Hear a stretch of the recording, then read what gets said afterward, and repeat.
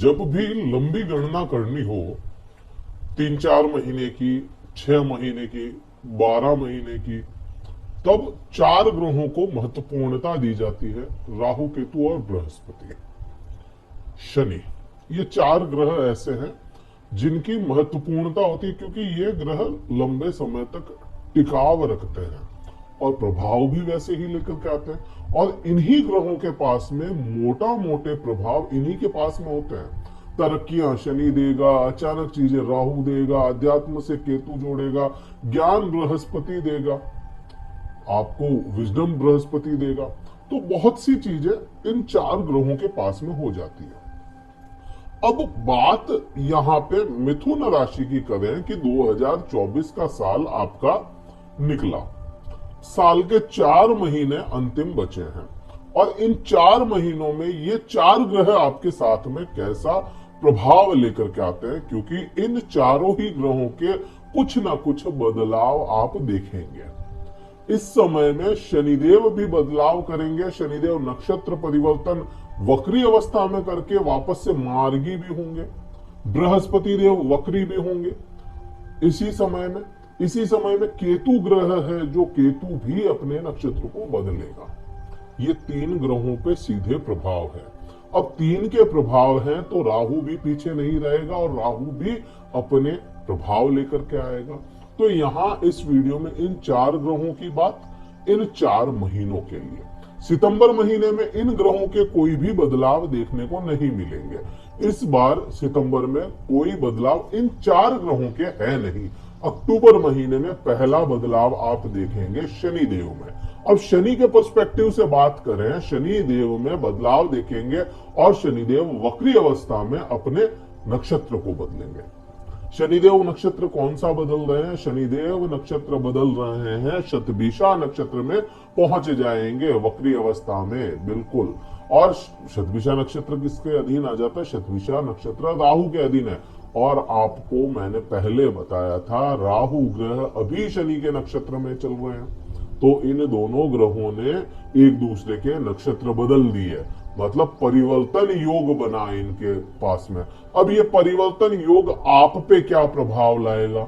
जहां शनिदेव वक्र अवस्था में होकर के भाग्य को थोड़ा सा पीछे की तरफ ले जा रहे थे, प्रभाव यही है कि शनिदेव ने जहां वक्र अवस्था में भाग्य को थोड़ा स्लो कर दिया या पीछे घुमा दिया, भाग्य को, स्टीयरिंग को यू टर्न मोड़ दिया था, वही राहु के नक्षत्र में चले जाने से और राहु का शनि के नक्षत्र परिवर्तन होने से यहाँ पे आपके भाग्य में थोड़ी सी पोजीशन बदलेगी, या कहेंगे भाग्य आगे की ओर बढ़ना शुरू होगा। तो शनि यहाँ पे भाग्य में वृद्धियां या भाग्य को थोड़ा सा स्टेबल करना, आगे बढ़ाना, इसमें आपको साथ देते हुए नजर आएंगे। शनिदेव वक्र अवस्था में है, लेकिन है किसके? राहु के नक्षत्र में। और राहु ग्रह कैसा होता है यह आप जानते हैं कि भाई भ्रमित है, भ्रम फैलाने वाला है, या कहें कि राहु जो है वह अपने लाभ को चाहता है। साम दाम दंड भेद करके भी वह अपने लाभ लेना चाहता है। अब यहाँ पे मैंने पहले के वीडियो में बताया था, राहु के वीडियो में, कि यहाँ पे राहु शनिवत हो गया है और अभी के समय में जो ये होगा 5 अक्टूबर के बाद से, 5 अक्टूबर से ये होगा 26 दिसंबर तक। 5 अक्टूबर से 26 दिसंबर तक शनि देव रहेंगे राहु के नक्षत्र में, मतलब शनि राहुवत बन गए, दोनों ने अपने प्रभाव बदल दिए। तो यहाँ पे इसकी दृष्टि लाभ भाव पे, शनि की दृष्टि आपके लाभ को दिलाने का काम करेगी। अचानक नहीं है, बिल्कुल भी ऐसा नहीं है कि ये 5 अक्टूबर के बाद में परिवर्तन हुआ और एकदम से अचानक नहीं देगा। करेगा, शनि अपने हिसाब से काम करेगा, लेकिन राहु की सोच रख के करेगा। तो यहाँ पे यह है कि साम दाम दंड भेद करके भी यह अपने लाभ लेने की कोशिशें करता हुआ नजर आएगा। एक तो ये चीज हो गई। अब इसकी अगर देखो, पराक्रम भाव पे दृष्टि चली जाती है शनिदेव की। शनिदेव की दृष्टि पराक्रम भाव पे होना आपको यहाँ पे राहु की तरह सोचने पे मजबूर कर रहा है। मतलब जो आप हैं नहीं, वह दिखावा करना शुरू करेंगे।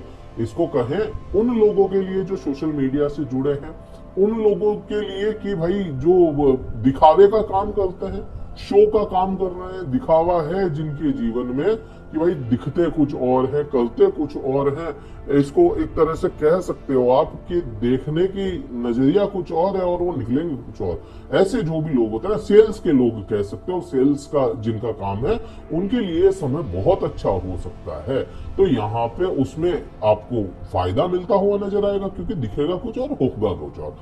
प्लस यहाँ पे आप देखेंगे कि आपके सोचने की क्षमताएं जो है, समझने की क्षमताएं हैं, बिल्कुल आप है ना बिल्कुल बदल दोगे। आपके सोचने समझने की क्षमताएं बिल्कुल बदलती हुई नजर आएगी आपको। यहाँ पे एक तो प्रभाव ये होगा। दूसरा प्रभाव यहाँ पर रोजमर्रा की जो इनकम होती है ना, डेली इनकम, जिन लोगों के रोज पैसा आता जाता है, उसमें भी वृद्धि देखने को मिलेगी 5 अक्टूबर के बाद से। 5 अक्टूबर से लेकर के 26 दिसंबर तक यह प्रभाव आपको शनिदेव देते हुए नजर आएंगे।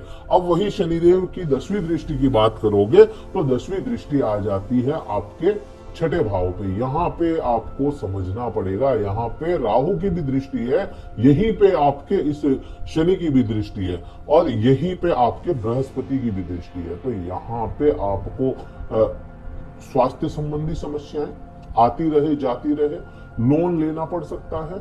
यहाँ पे आप जॉब करते हैं तो इस समय में, पर्टिकुलर इस समय में जॉब में आपको तरक्कियां तो मिलेगी, लेकिन दुश्मन सामने खड़े होंगे। जॉब करते हैं तो ये चीजें आपको शनि के पर्सपेक्टिव से देखने को मिलेगी। तरक्कियां दे रहे हैं लेकिन दुश्मनी भी होगी, लोगों के साथ में दुश्मनी भी आती हुई नजर आएगी। तो शनि का तो अपन ने ये चीज समझ ली। अब अगले ग्रह की समझते हैं, बृहस्पति की समझते हैं। बृहस्पति ग्रह 12वें भाव में बैठा। 12वें भाव में यह बृहस्पति 28 नवंबर तक, देखिए 9 अक्टूबर को यह वक्री होगा, लेकिन 28 नवंबर तक तो मृगशिरा नक्षत्र में रहेगा। मृगशिरा नक्षत्र में होकर के आपको कहे कि भाई मृगशिरा नक्षत्र में होना इस बृहस्पति का आपको समझाएगा कि दूरियों से चीजें कैसी हासिल की जा सकती है। विदेश से कांटेक्ट करवाने की कोशिश करेगा या आपके स्थान को परिवर्तन करवाने की कोशिश करेगा। एक तो ये चीज समझ में आती है। दूसरा, मेडिकल खर्च, इसमें पैसा लगवाने का काम करवाएगा ये बृहस्पति।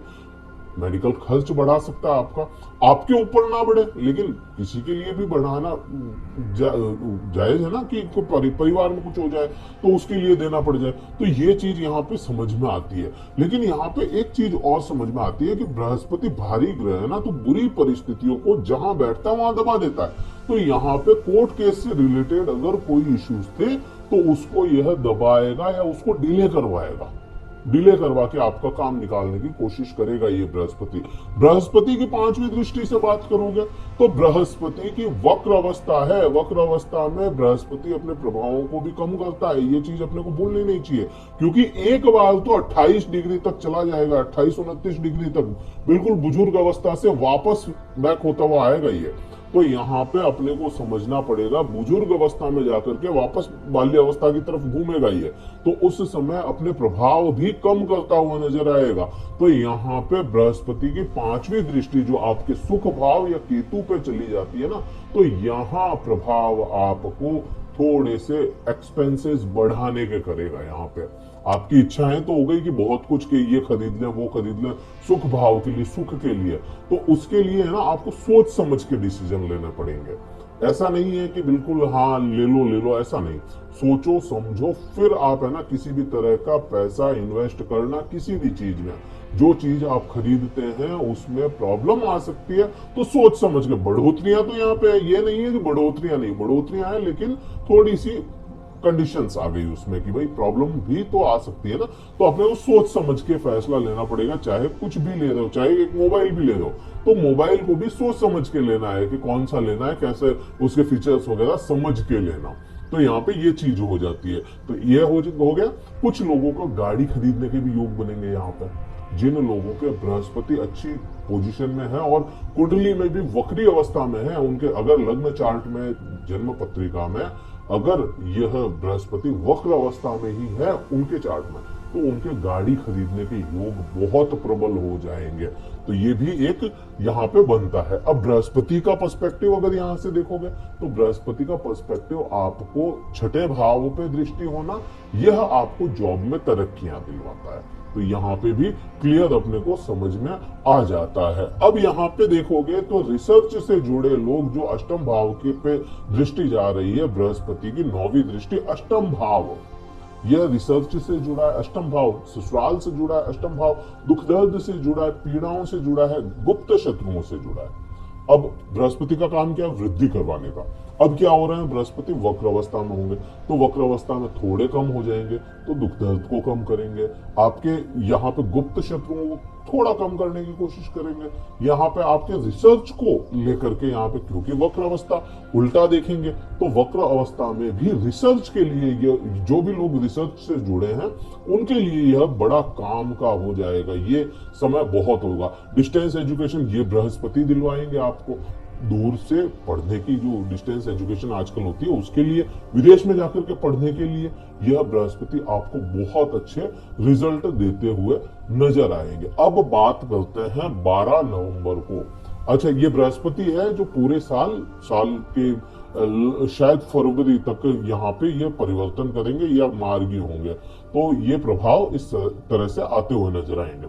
अब बात करें 12 नवंबर को, केतु ग्रह जो है वह अपना नक्षत्र बदलेगा और सूर्य के नक्षत्र में आएगा। यहाँ पे इतने समय केतु हस्त नक्षत्र में था, चंद्रमा का नक्षत्र था, वनिस्पत चंद्रमा के सूर्य के साथ में बहुत ज्यादा बुरे रिजल्ट केतु के नहीं होते, जितने चंद्रमा के साथ में बुरे केतु के रिजल्ट हो सकते हैं। क्यों? क्योंकि वह राजा ग्रह है और राजा सूर्य के साथ में बहुत ज्यादा इतने बुरे प्रभाव ला नहीं सकता। तो यहाँ पे क्योंकि सूर्य के साथ में ये होगा, तो आपको ऊर्जा शक्ति लगाने की जरूरत पड़ेगी। सीधा कहें कि बुरे प्रभाव या अच्छे प्रभाव को ना देख करके अपन कहें कि क्या प्रभाव है, वो है ऊर्जा शक्ति बढ़ जाए। केतु में ऊर्जा रहेगी, केतु अपनी ऊर्जा झोंकेगा, कहां कहां पे झोंकेगा? अष्टम भाव पे झोंकेगा, जहां रिसर्च से जुड़ा हो। केतु खुद भी रिसर्च का कारक है, केतु भी रिसर्च का कारक है, तो रिसर्च अगर कोई करते हैं तो उसमें डूब जाएं आप। रिसर्च कर रहे हैं तो बस काम कर रहे हैं अपना, और उसके अलावा कुछ नहीं दिख रहा, और ये आपके लिए अच्छा भी होगा। ये अगर आप अपने काम पे पूरा विशेष ध्यान रखते हैं तो उसके लिए अच्छा भी होगा। लेकिन चतुर्थ भाव की बात करें तो वही बात आती है, बृहस्पति वक्री होना, केतु यहाँ पे बैठना, सोच समझ के फैसला लेना है, सोच समझ के आपको कोई चीजें खरीदनी है, सोच समझ के इन्वेस्टमेंट डालना है कहीं पर। नहीं तो यह केतु, यह बृहस्पति मित्र होते हुए भी बृहस्पति आपको वक्र अवस्था के कारण, केतु यहाँ पे होने के कारण आपको प्रॉब्लम हो सकती है। तो यहाँ पे ये चीज हो गई। बात 7वीं दृष्टि की करो इसकी, केतु की, तो केतु की 7वीं दृष्टि राहु पे है, और राहु क्या हो गया? राहु हो गया शनिवत, मतलब स्लो। राहु एकदम से स्लो पड़ गया ना, शनिवत हो गया, तो यहाँ पे केतु का काम और आसान हो जाएगा आपके काम धंधे को स्लो करने में, आपके व्यापार को, आपके करियर को थोड़ा सा स्लो करने का काम करेगा ये केतु। लेकिन शनि के जैसा राहु है वो भी स्लो ही होता है ना, तो यहाँ पे उसी को मदद मिलती हुई चली जाएगी। मीन्स करियर से रिलेटेड थोड़ा सा कहें कि डाउनफॉल नहीं है, ये जैसा चल रहा है ना, एक बहुत स्मूथ नहीं, हर्डल्स आते रहेंगे, लेकिन ठीक है, जैसा चल रहा है वैसा ही, तरक्कियां नहीं है तो डाउन भी नहीं है, यहाँ पे ये चीज अपन कह सकते हैं। अब बृहस्पति पे दृष्टि है, वक्री अवस्था में बृहस्पति है, वही सेम चीज जो बृहस्पति के फल मिल रहे हैं वही केतु अपने प्रभाव देता हुआ नजर आएगा, क्योंकि कहीं ना कहीं बृहस्पति की दृष्टि इस पे है और इसकी दृष्टि नवपंचम बनाती हुई नजर आती है। तो यहाँ पे वही चीज होती है, विदेश भेज दे, विदेश से एजुकेशन वगैरह, ऐसा कुछ यहाँ पे समझ में आता है। बात राहु की करो, देखो राहु क्या है? एकदम से अचानक। शनि क्या है? स्लो। तो यहाँ पे अचानक और स्लो का कॉम्बिनेशन बनता नहीं है, लेकिन बनाना पड़ेगा आपको। यहाँ पे वाणी को अपने कंट्रोल में रखना पड़ेगा।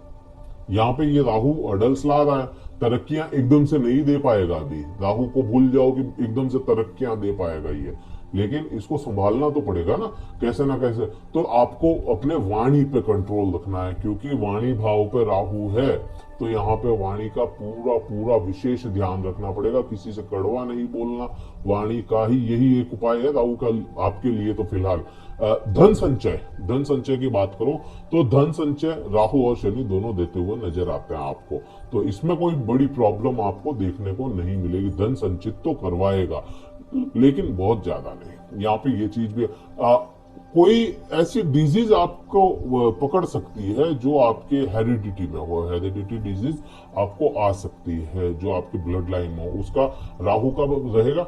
अब यहाँ पे ना अच्छे बुरे दोनों ही प्रभाव है, लेकिन क्या होता है कि अमूमन इंसान बुरे प्रभावों को जल्दी ऑब्जर्व करता है। तो आप ये मत सोचिएगा कि सभी बुरे हैं, अच्छे प्रभाव भी दे रहे हैं ना दूसरे ग्रह, तो इसलिए उतना ज्यादा वो नहीं है। अब बात करते हैं यहाँ पे राहु की ही। राहु की भी यहीं पे चली गई आपके छठे भाव पे। राहु यहाँ पे दुश्मनों पे विजय प्राप्त करता हुआ नजर आएगा, क्योंकि डबल पावर है राहु के पास में, शनि का भी पावर है, तो यहाँ पे दुश्मनों पे विजय प्राप्त करता हुआ नजर आएगा। लोन जरूर दिलाएगा, लोन उलझाने की भी कोशिश करवाएगा ये, लेकिन बृहस्पति उसको कहीं ना कहीं संभाल जरूर लेगा। तो यहाँ पे कोई बहुत बुरे प्रभाव देखने को नजर नहीं आते। यहाँ विशेष क्या रहेगा? विशेष माता का और पिता का स्वास्थ्य का ध्यान रखना पड़ेगा। माता को टेंशन, पिता को टेंशन हो सकती है, तो उसका आपको विशेष ध्यान रखना पड़ेगा। और अपनी वाणी का, बस ये मेन है। अब वीडियो कहीं पे भी अच्छा लगा हो, लाइक कीजिए, शेयर कीजिए और सब्सक्राइब कीजिए। थोड़ा लंबा वीडियो था। उपाय क्या करो इसके लिए? अपने चार्ट को उठाओ, क्योंकि लंबी दशाएं हैं, लंबा समय है, ये 4 महीने 3 महीने का समय, अंत का समय है साल का। जैसा निकला वो तो निकल गया, इसको कैसे संभालोगे? इसको संभालने के लिए अपना चार्ट उठाओ। अपने चार्ट में जिस ग्रह की महादशा है, सबसे अच्छा उपाय है, कोई बैकफायर नहीं, जिस ग्रह की, चाहे शत्रु ग्रह है चाहे मित्र ग्रह है, जिस भी ग्रह की महादशा है उसके बीज मंत्र का जाप करना शुरू कर दो। यही एक उपाय है, कोई जो उल जुलूल उपाय नहीं दे रहा हूं, बिल्कुल सिंपल सा उपाय यही है।